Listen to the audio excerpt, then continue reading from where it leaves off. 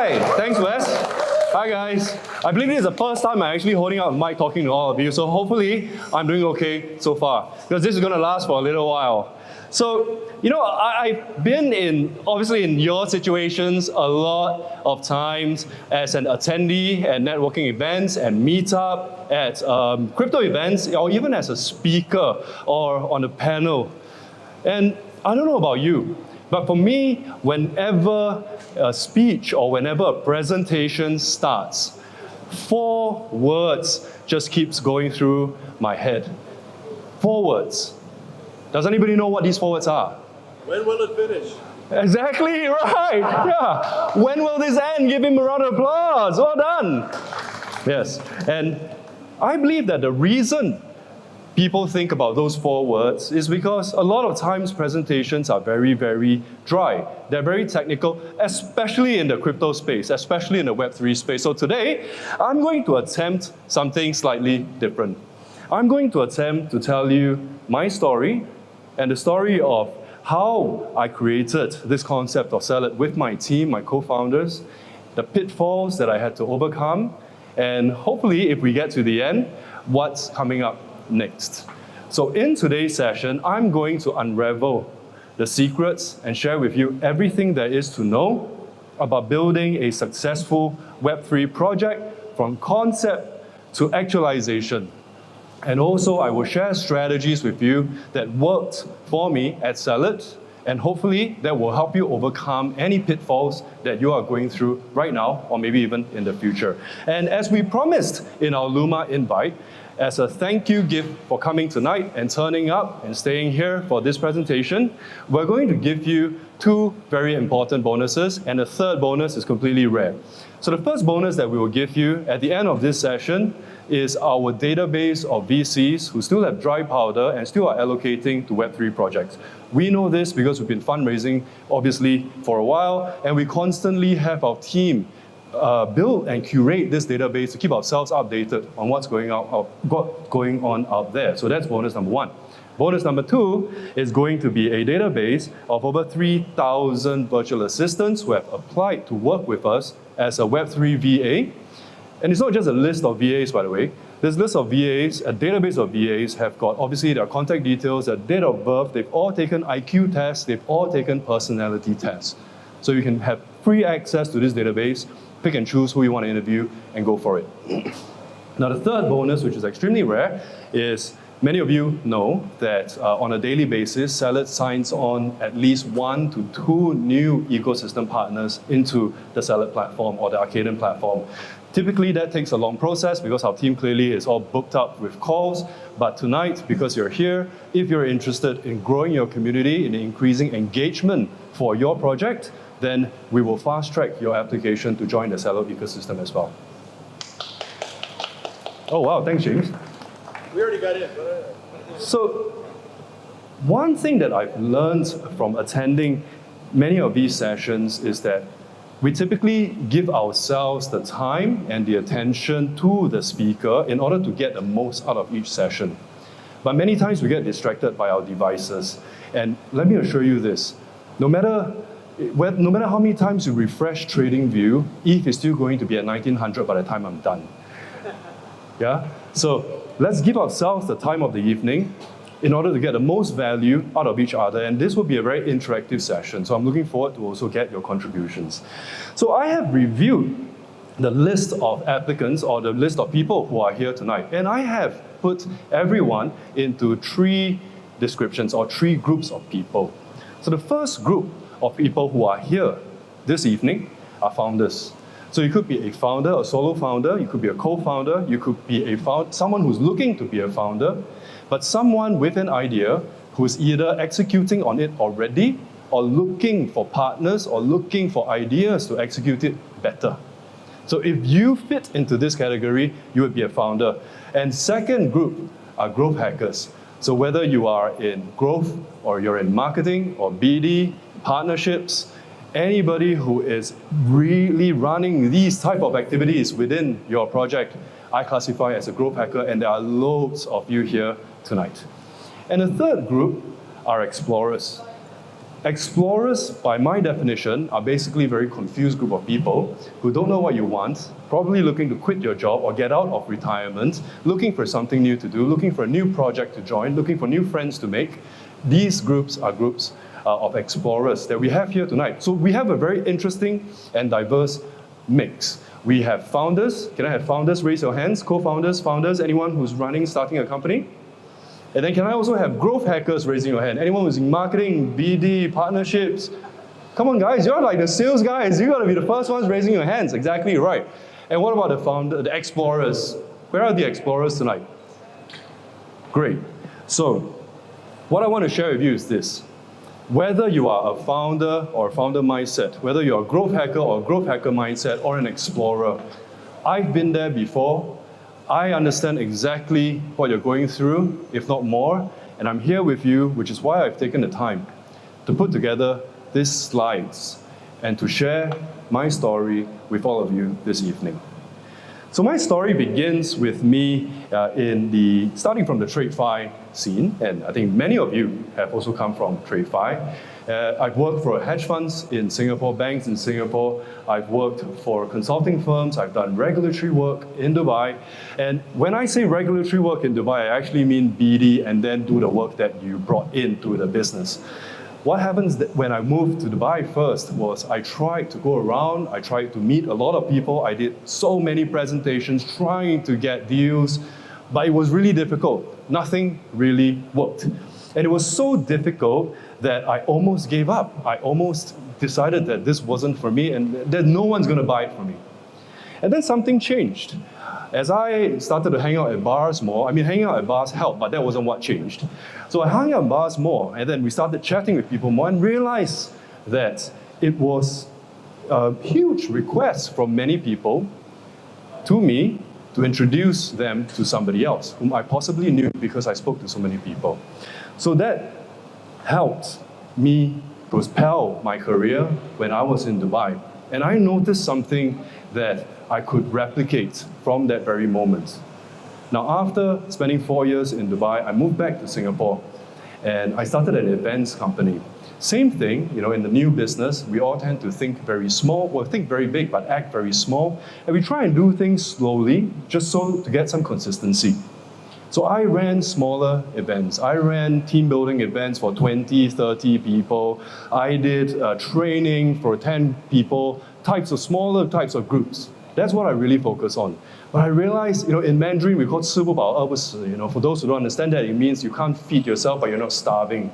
And it was really hard. No matter how many events I ran, no matter how many sales calls I made, I wasn't able to change my life. I wasn't able to make it until I started running larger events. And then I found a similarity, running larger events and actually helping people in Dubai. But before I tell you what the similarity is, let me share with you Salad 1.0. So obviously the man in the photo, not the chicken, but the other one next to the chicken is Wesley, my co-founder. So we started Salad over 2 years ago. And it was really hard. It was really hard because we started as a play-to-earn guild. We started as a small play-to-earn guild. We were just helping a handful of scholars get accounts in Axie Infinity. We were teaching them manually, as you can see. We're on Zoom calls with them every day, training them, and then helping them play Axie more efficiently so that they could make money for themselves and make some money for the guild. But no matter how many scholars we onboarded, no matter how hard we tried, no matter how long we worked, we still couldn't make it. Just could not break through. There was just no chance until I implemented what I learned from my event days and my TradeFi days into the business. And that was what brought Salad here today. Now, in the process of running Salad 1.0, we have impacted a lot of lives. These are, clearly it's too far away, but you would see these are testimonials from the scholars that we had in our guild before, where they used the SLPs, the coins that we paid them to buy phones. They used it to pay for their mom's hospital bills. They used it to treat their parents to a dinner. They used it to buy something else like a gaming chair. They used it to pay for their Valentine's present. They bought beds, with really ugly mattresses, and then they did more stuff. So we realized that what we were doing was really, really impactful. So before we continue with the rest of my presentation, I wanted to really understand from all of you right here tonight, is that normal? Is making an impact normal in what we do in our daily lives, either as employees or as founders? And how are you making an impact today in what you're doing? I'm curious, James, do you want to share? Yeah, so I make an impact by similar to what you're doing with your virtual assistants, similar to what you're doing with the 3,200 virtual assistants. We have 1,700 in various forms of microchassis in 25 different working countries. So we're impacting lives in 1,700. We're going to grow to 10,000 next year. Wow, 10,000. Thank you very much. A round of applause for James. Thanks for sharing.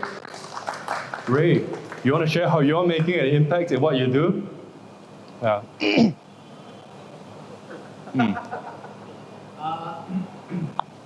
So our business is all B2B. So we help businesses launch their projects.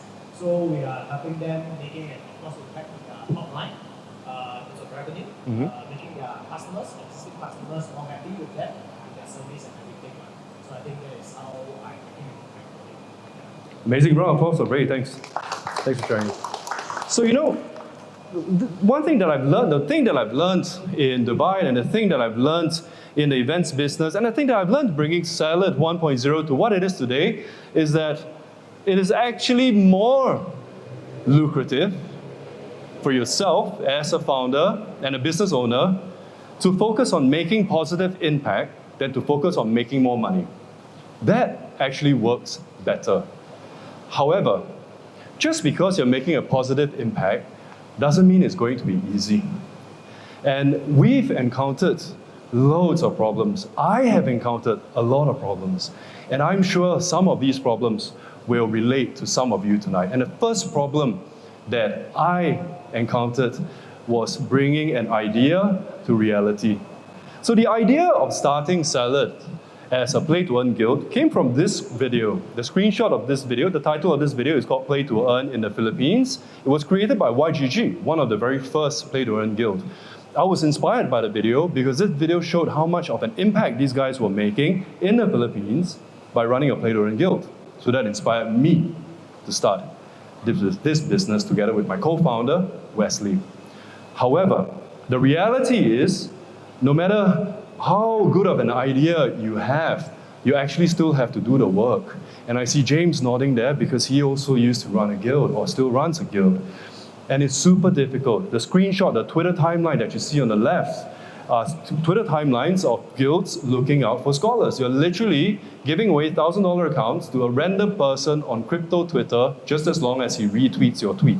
It's really hard to find good players. And then on the right, you'll see a screenshot of a very old Google Sheet that we used to track our wallets, our scholars' wallets, their performance, their login details, and all that. It was operationally really, really tough. Reality sucks. So the next thing that I needed to do was to build a team. Not a team of bananas, but a team of people who could help me bring my idea to reality. And as many of you may know, building a team is for sure one of the most painful things that a founder can ever go through. This is Tuckman's model, 5 stages of team development. And for Salad, we've been in the business for over 2.5 years. The first 2 years of running Salad, we were going through forming, storming, norming, people quitting, forming again, storming again, norming again, people asking me to go F myself, and going through all over again for 2 years. So for any of you who's going through this in your business right now, as an employer, as a manager, or even as an employee who's looking to go around and find a different job, this is normal. Now the third problem that we faced when starting Salad was finding investors. Yeah, I think from a lot of the press releases that we've put out in the last 2 years, it made it look so easy. We have one of the most prominent Web3 VC funds on our cap table, and people come to me, and they say that I made it look easy, but it's definitely not easy. These are actual screenshots of emails, rejection emails, painful rejection emails that I have received from investors, VCs, who are managing at least $100 million and above, telling me that this is not the right time to invest, this is not for them, they're interested in an industry, but they're not interested in us, thanks very much. I have also more messages from Telegram. The one on the left shows me rejecting an investor because we ran out of allocation. The one on the right also showed us rejecting because they came in too late when we initially wanted them in. And then another one was the investor rejecting us. So it's all over the place. We face constant rejection from investors every single day. Every single day. So if you're fundraising right now and you're facing these kind of rejections, trust me, it's normal. And even if we did everything right, even if I could bring the idea to reality with the team, with a good team that I would build, and then I could find good investors, I could still not avoid tectonic shifts that happened last year. And all of us knew what happened last year. It started with the Ukraine war, and then Luna went to shit, and then 3AC disappeared, and then fucking FTX crashed, right? Yeah. So no matter what we do right, you cannot avoid tectonic shifts. That affected us too in 2022. Now, with all these problems that I've shared, I have another question for the floor, and this time hopefully somebody else raises their hands. And the question that I have is, what's your problem? Can I have somebody, Wes, just pick someone with the mic, man. Yeah. I'd like to know what problems you guys face. Okay, I'm going to go all over the back here. Yeah. Nicholas here. What problems do you face, sir? Finding people to work with, like communities in the NFT space. Like collaborations and stuff? Yes, collaborations. Okay, that's one problem. Finding collaborations, finding different communities. What about you, sir? What are your problems?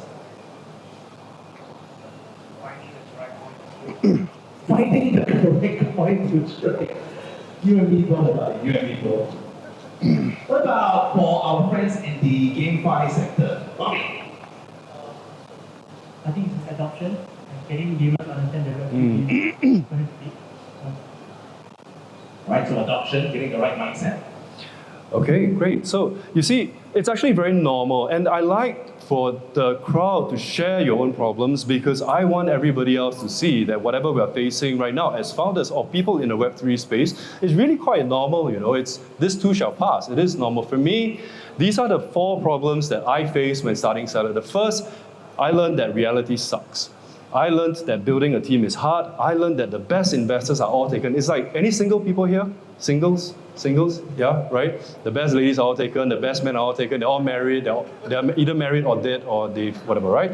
Yeah, the best investors are all taken, and the universe hates me. These are the 4 lessons that I've learned starting Salad.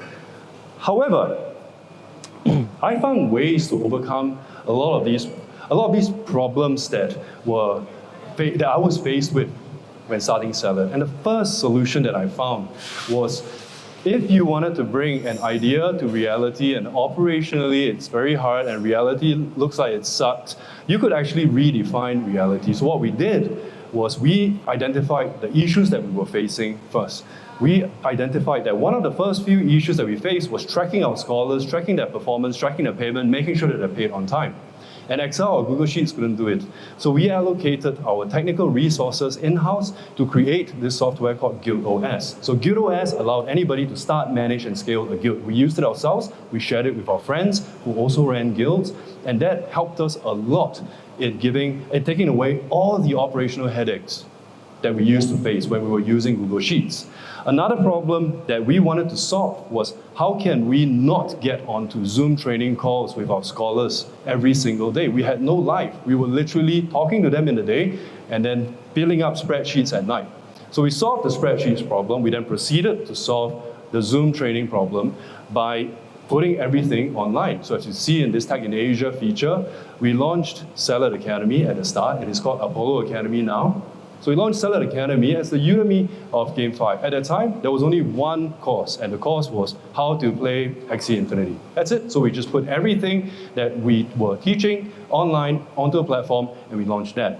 So that helped us solve the problem of a very sucky reality.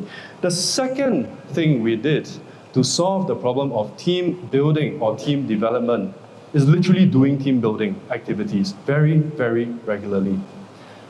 I don't know how many startups, how many companies, or how many, startups or Web3 startups actually do this on a regular basis, but I am a strong believer in team building. Team building has to be done and has to be done regularly, not once a year.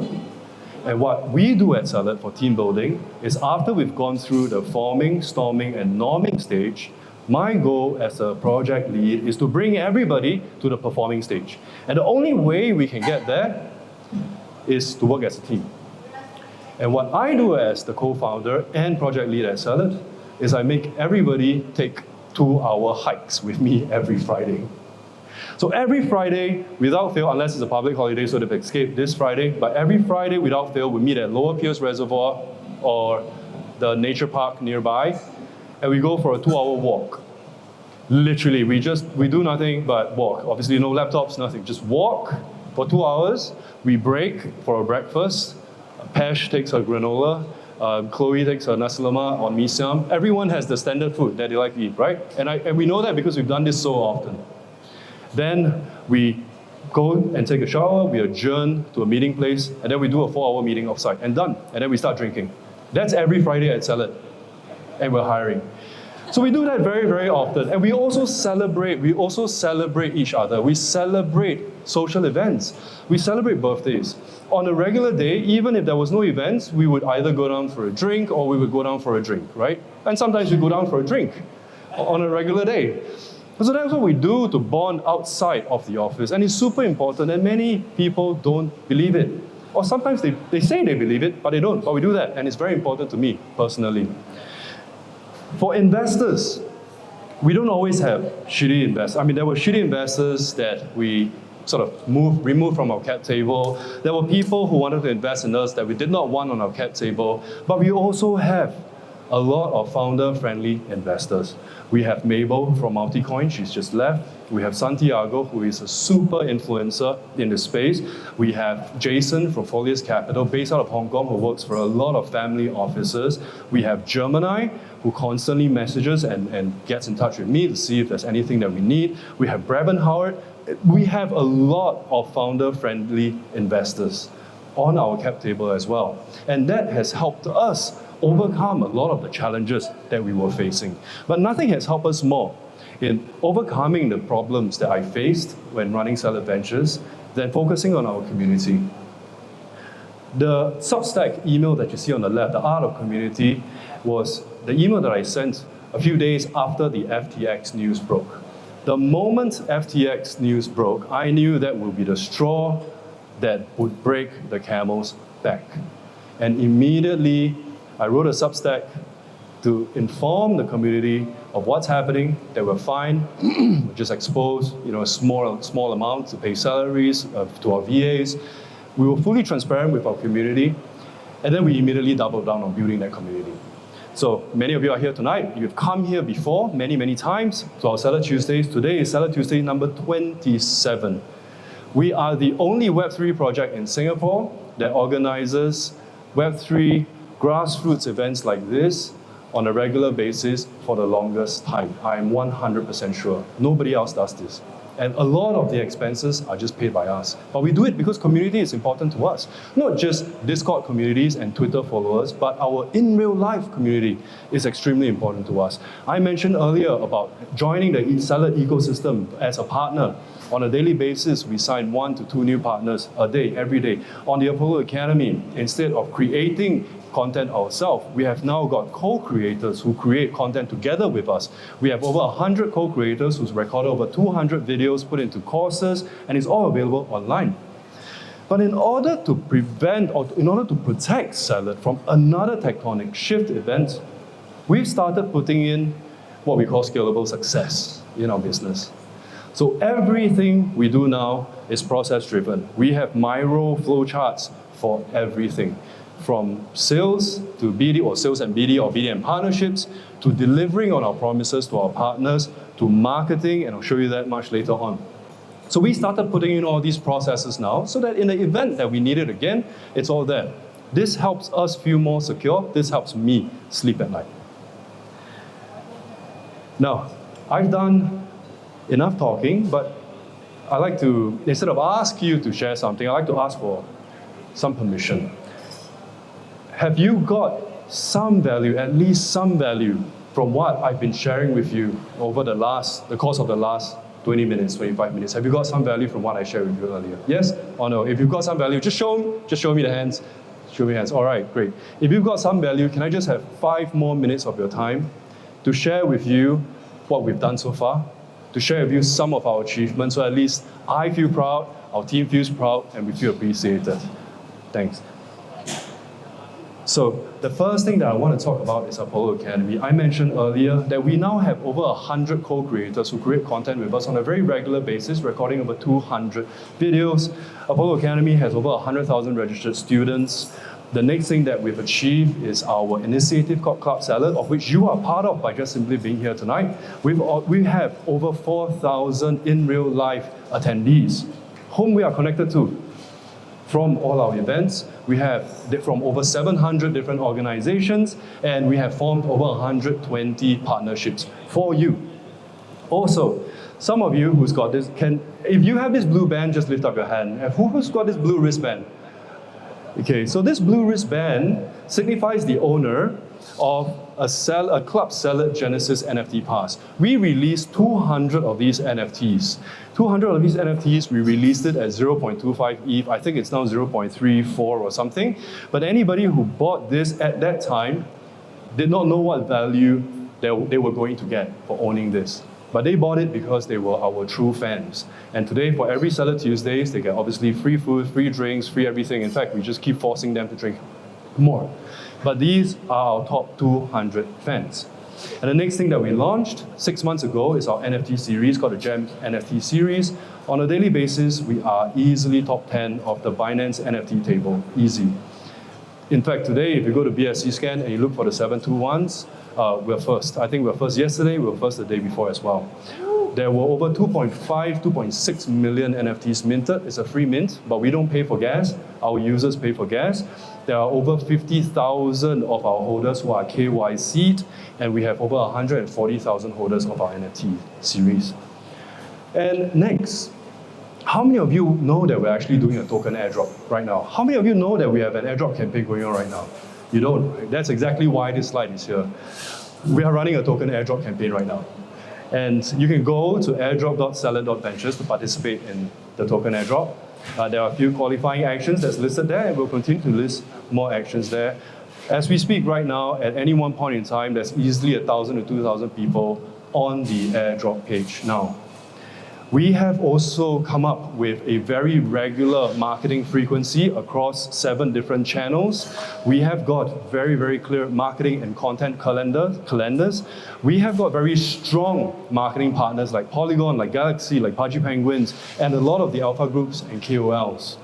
And in terms of PR and branding angle, we've also found a way to not only brand Salad as a company, but we've also found a way, and a very efficient way, to brand me as the founder, or co-founder, and the project lead of the business. And this is one thing that is lacking in most Web3 projects. Most Web3 projects spend a lot of marketing monies, a lot of marketing resources branding the brand. But they don't spend the resources to brand the people behind the brand. And the tip here is that this works better, and it's actually cheaper to brand an individual than to brand an entire company. We also have now got in our ecosystem a number of listing partners for our Salad token listing, which will be happening very, very, very soon. So participate in the airdrop if you want. We've got KuCoin, I've got OKX, we've got CoinStore, DWF, Wintermute, Albank, Bybit, Maxi, and a few other exchanges. So these are the exchanges that we're talking to. These are the top market makers in the world, if you may be familiar with, who could potentially be working with us for our token launch. Now, you founders, growth hackers, and explorers have obviously turned up tonight, given me your time of the evening, and also shared with me some of the problems that you face, which makes me feel normal as well. And in return, in terms of appreciating what you have done for me, I'd like to give you one last thing, which is to take any questions that you might have in this next 5 minutes. Thanks. That's right, folks. The floor is open for any questions. Just raise your hand. I'll come over to you with the mic. Then, of course, we will continue on with this value-added session today. Friends at the back, any questions? For our presenter, yes, I see that gentleman had a moment of inspiration there. He glanced up to watch the screen and asked the question may have you. Yes, sir. Hi, what's your name? Any questions for Felix here in regards to the presentation? Your list of investors are very impressive. How did you get to them? Nice question. He's very impressed with the investor list we managed to accumulate. How did you manage to build all that together, Felix? One at a time. Yeah. Yeah. But one thing that I've learned, so if the question is about fundraising, is I've tried a lot of different ways, and I realized that the best way was to just focus your efforts on one investor. Focus your effort on the lead investor for that specific round that you're raising for. That's all you need to do. Just find the first one. And then it's a one thing. And in this case, it's just a one investor. So if you're fundraising right now, forget about spraying and praying. Just focus on one investor and let that guy lead you to the rest. All right, tremendous. Anybody else? Travis, any questions? No questions, huh? Okay, good. He absorbed everything from the presentation earlier. Just raise your hand, guys. I'll come on over to you. Wait. Okay, I'm coming over. Let's scoot on over to the lady here. Thank you so much. Here's the microphone. Thank you. So I really like your point about building a very strong team and taking your team out for different hikes. Just wanted to get your thoughts on what's your take on remote work, hybrid work, since that's such a big thing in factory. Yeah, so my team is laughing because they know that is the only thing that I will never agree with, work from home. Salad does not have a work from home policy. Yeah, that's why we spend money on a really nice office. It's not huge, it's comfortable. It has everything that you need to do good work. But what's more important is that you have each other to do good work. I don't think good work can be done by individuals who are all remote based. So let's say, if we were to compare, let's say we were to pit two companies and judge their performance, and one company was fully remote, and assuming that they're hiring exactly the same type of people, and the other company was working together physically in a team, but hiring the same level of people, I think the team that works physically together would perform better than the one who works remote. Because we're humans. We need the interaction. I mean, Zoom is not interacting. Zoom is business, and then you shut it off. You leave meeting. But physically being there is important. If we had a shitty day, I could say, hey, let's just go down for a drink. Or if we were fighting, we could say, let's just walk away from each other, right? And then we could always walk back. But if you were pissed off at somebody on Telegram or on Zoom, you can't walk back. The moment you hang up, it's done. And then that's etched into that individual, right? Both individuals. There's so many things that you cannot do remotely. We tried. Obviously, during COVID, we had to do it. Yeah, but the moment we were allowed to work back in an office, in a physical office, we did it. But we also incentivized working in the office. So for example, what we did was, so I'll share this with you. When we first said, everybody needs to come back to the office, everybody needs to work, 9 to 6. We started to have a lot of people who were unable to get up in the morning, right? Those unable to get up in the morning, raise your hands. Yeah, so you can't do 9 to 6, right? But they're happy to do, they'll stay late. But they'll come at 10, 10:30, 11, whatever. But then there will be others who will turn up at 8:30, and then it's all over the place, and it's super unfair. And then they're like, wait, we're all coming every day. We're supposed to work this number of hours, this set of hours, but we're not. I mean, I'm not, but he is, and we're all confused. So what we thought was this. So what we did at Salad is this, and we're still doing it now. we say if everyone needs to work 9 to 6, for example, that's like 9 calendar hours and minus 1 hour lunch or whatever, right? So we say, we start giving everybody a choice. You could do 9 to 6, 10 to 7, 11 to 8, 12 to 9. It's up to you. As long as you work the same number of hours, just pick that window and turn up at that time. So then we've got some people starting at 9, some start at 11, some start at 10. But at the end of the day, everybody now they start to feel that it's fair. Yeah. But obviously the one who pick the later hours benefit the most, because we normally, at 5 o'clock, what do we do at 5 o'clock? We go for we go for a drink. Yeah. So we do that, but there are these incentives. Or we would say, hey, let's just go for a team dinner tonight. It's Thursday or it's Wednesday, we'll just go. But if you're remote, you cannot have these kind of sessions. So I would argue that a team that works remotely may be able to perform, but they will not be as bonded as a team who is actually working with direction. Good question, thanks. Yes, indeed. Thank you so much for the question. Can you address you, by the way? Sorry? Shan, that's right. Thank you so much. Shan. Anybody else with questions before we move on to the next one? To the best ventilated area of today's Hi, my name is Shan. Nice to meet everyone.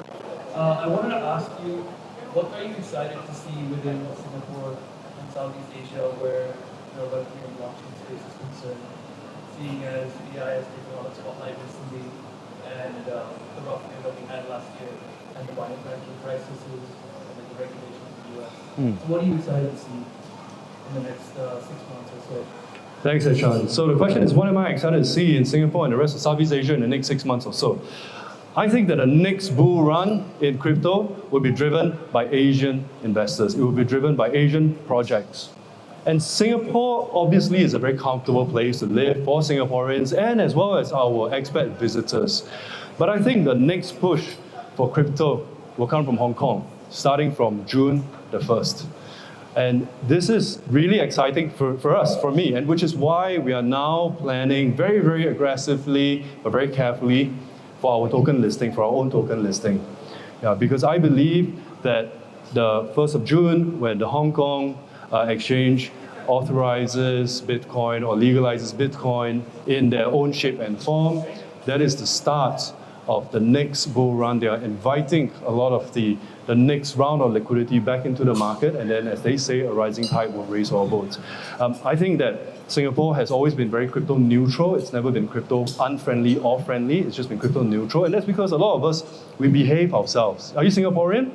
You are, right? Yeah, so you would know that we all behave ourselves. So, we don't need that much regulation. We behave ourselves, and, it's the government's been very crypto neutral so far. I think it will remain that way, more or less, for the next 6 months at least. But I think overall, the crypto scene in Asia or in Southeast Asia, I'm super, super bullish. Our community, out of the few 100,000 that's in our community, I think over 30% are from mainland China, Hong Kong, or Taiwan.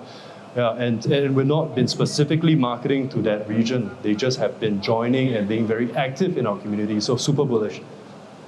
Yeah. Thanks for the question, man. All right, tremendous. We had Shan and Ishan.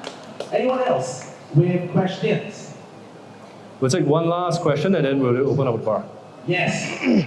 Kishore has a question. Where's Kishore? I don't see Kishore. Oh, there he is! Hey! Wow, my purple vision there, buddy. Hi. Just arrived, guys. Okay, anyways, very excited to be partnered with Salad Ventures ecosystem. I think it's absolutely the right thing that one should be doing in the NFT space. I'm excited to be coming here for the Tuesday event, and wish all the very best and good luck to the entire Salad Ventures team. Thanks, man. That wasn't a question, but thanks very much. Okay, so I take that there are no questions. Any last questions, yes or no? No? Okay, thank you very much. Now, the last slide that I have is how to claim your bonus. Remember, there are 2 bonuses plus a third piece of bonus that you will never get. The first one is a database of VCs. The second one is a database of VAs. And then the third is fast track to join the Salad ecosystem. So in order to claim your bonus, just go to either Pesh or Chloe. Pesh, Chloe, please raise your hand so everyone can see you. Chloe, raise higher. Yeah, that's right. So that's Pesh in blue. That's Chloe in red. Go to them, claim your bonuses, and enjoy the rest of your evening. Thank you very much, guys. Cheers. All right. Okay, thank you for this once more for leading us to that very value-added session. And with that, folks, again, please.